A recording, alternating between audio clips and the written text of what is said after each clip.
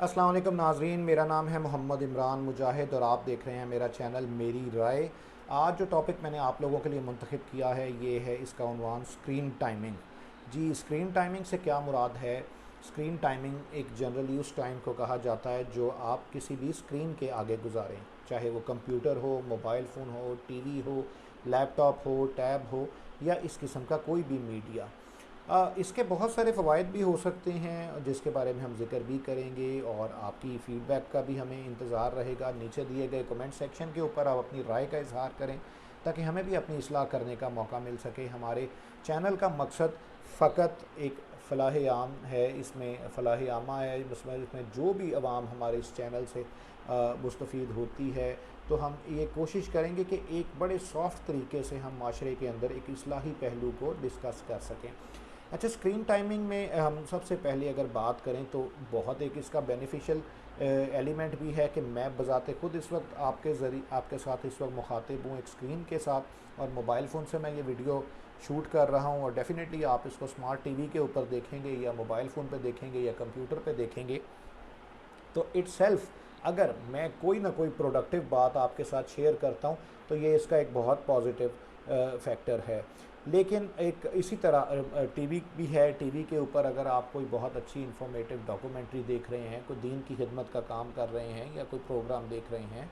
तो वो बहुत इंफॉर्मेटिव चीज़ हो सकती है। Same is the case with computer, mobile phone और ईच एंड एवरीथिंग जो भी टैब्स हैं इसमें आप कर सकते हैं। लेकिन जिस तरह मेरी पिछली वीडियोज़ में भी आपने एक चीज़ देखी कि कोई भी चीज़ जो अल्लाह ताला ने दुनिया में तख्लीक की है, उसकी तख्लीक की जो सारी बुनियाद है वो बैलेंस के ऊपर है।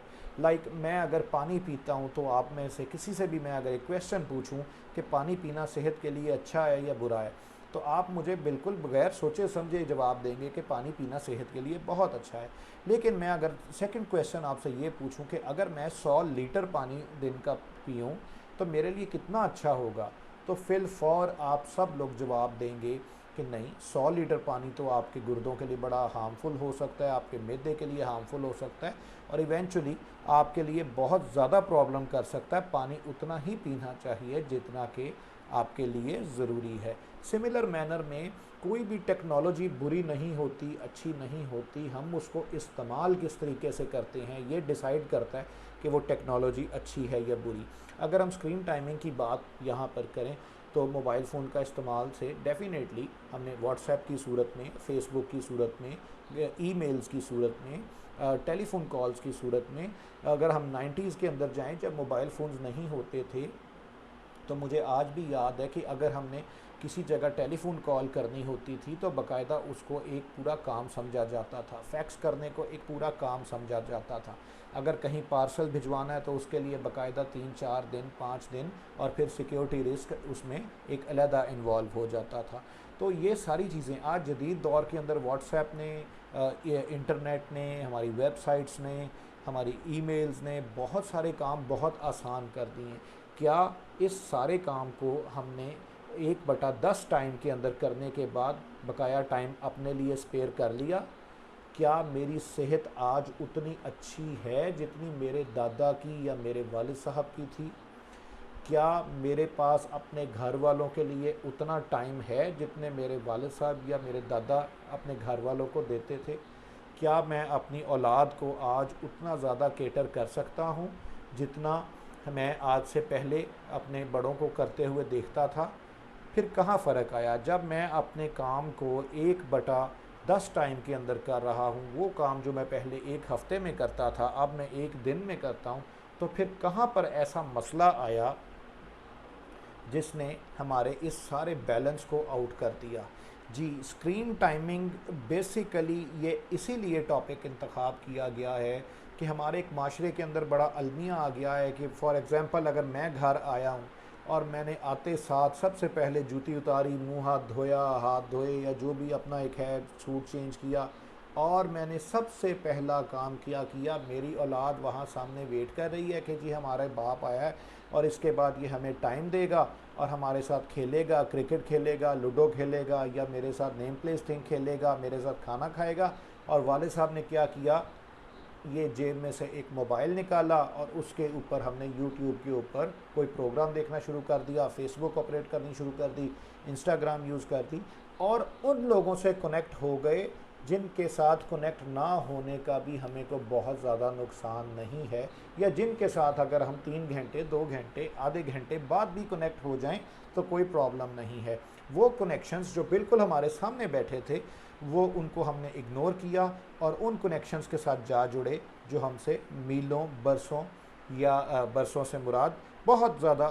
दूर बैठे हुए थे, उनके साथ हम कनेक्ट हो गए 7 समंदर पार, और जो हमारे करीब थे उनको हमने अपने से दूर कर लिया। मोबाइल फ़ोन का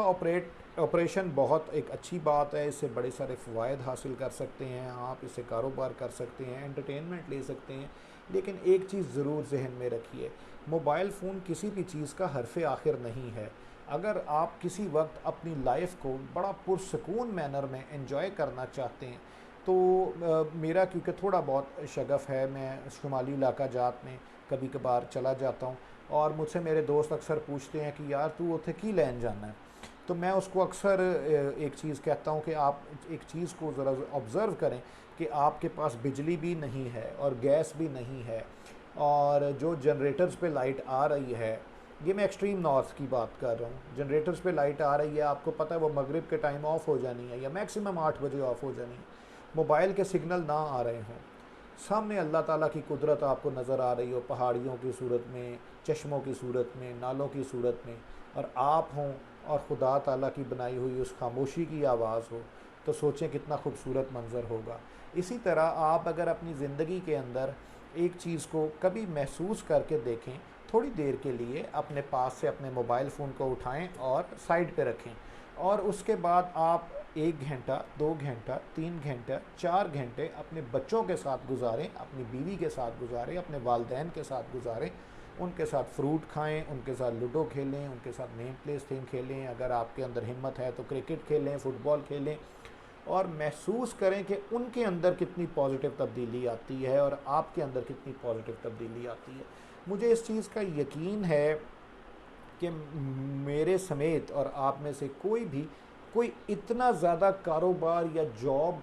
का काम नहीं कर रहा होता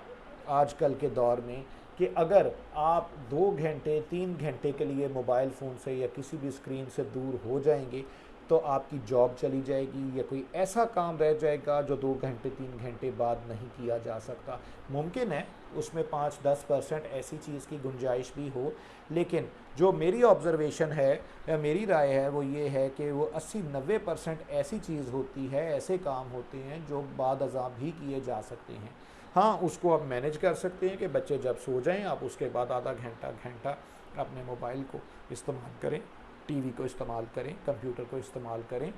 लेकिन बराए मेहरबानी उसको अपने ऊपर हावी ना होने दें।